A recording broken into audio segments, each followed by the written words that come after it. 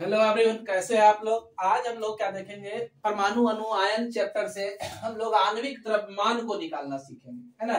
किस तरह से किसी यौगिक का आणविक द्रव्यमान आप निकालेंगे। सबसे पहले आप देखें, यहाँ जल है, जल का आणविक द्रव्यमान आप कैसे निकालेंगे। तो जल का सूत्र क्या है, तो जल का सूत्र है H2O। और इसको निकालने के लिए सबसे पहले आपको हाइड्रोजन का परमाणु द्रव्यमान संख्या कितना है ये पता लगाना है, ऑक्सीजन का परमाणु द्रव्यमान संख्या कितना है ये पता लगाना है। तो हम जानते हैं हाइड्रोजन का परमाणु द्रव्यमान संख्या कितना, 1, ऑक्सीजन का कितना, 16। ठीक है।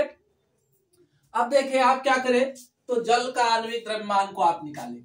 तो हाइड्रोजन कितना है, 2 है, तो 2 गुने 1 किए। ठीक है। उसके बाद आपको क्या करना है, तो उसके बाद आपका है ऑक्सीजन। ऑक्सीजन कितना है, 1 है, तो 1 गुने ओ ऑक्सीजन। अब हम जानते हैं O का आणविक द्रव्यमान कितना है, परमाणु द्रव्यमान 16। तो 2 गुने 1 किया, 1 गुने 16 किया, तो 2 गुने 1 2 आया, और प्लस ये 16 हो गया, है ना। तो दोनों को जोड़ दे आप, तो कितना हो गया, 18। आणविक द्रव्यमान को लिखने के एटॉमिक मास यूनिट का प्रयोग किया जाता है। तो इस तरह से हमारा जल का आणविक द्रव्यमान कितना आया आपका, 18। इस तरह से कुछ बड़े को देखे आप, जैसे H2SO4। तो H2SO4 में आपका हाइड्रोजन का परमाणु द्रव्यमान कितना, सबका परमाणु द्रव्यमान पहले लिख रहा है। तो परमाणु द्रव्यमान 1 है, सल्फर का कितना है, 32 है, ऑक्सीजन का कितना है, 16 है। तो अब आप क्या करें, इस सूत्र पर इसको कर दीजिए, तो आपका अणु द्रव्यमान निकल जाएगा। जैसे हाइड्रोजन कितना है, 2 ठो, सल्फर 1, ऑक्सीजन कितना, 4। तो हाइड्रोजन 2 हो गया आपका, 2 गुने 1, सल्फर 1 है, ऑक्सीजन कितना है, 4 है। अब लिखिए 2 गुने 1 2 हो गया आपका, है ना। अब सल्फर का कितना है, 32 होता है, तो 32 आप लिख दिया। उसके बाद ऑक्सीजन का 16, 16 गुने 4 64, है ना। तो 2 गुने 32 प्लस 64 इक्वल टू कितना हुआ, 98 AMU आया। इसी तरह से कैल्शियम कार्बोनेट का आपका दिया, है ना।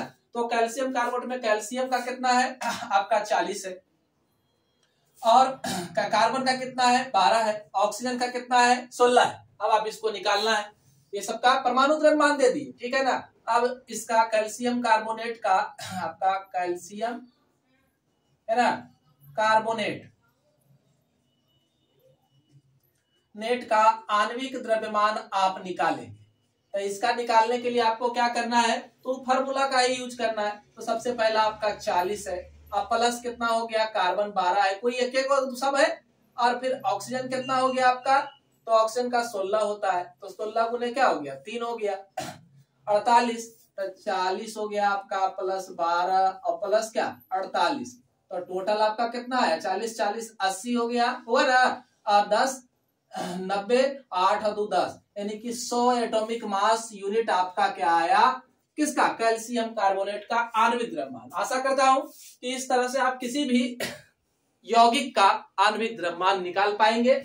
बस परमाणु द्रव्यमान संख्या लिखना है और उसको उस हिसाब से एडजस्ट कर देना है। बिल्कुल आसान है। लगातार हमारे चैनल से जुड़े रहें। वीडियो पसंद आए कमेंट सेक्शन में जाकर के कमेंट अवश्य करें, इससे मनोबल बढ़ता है। धन्यवाद।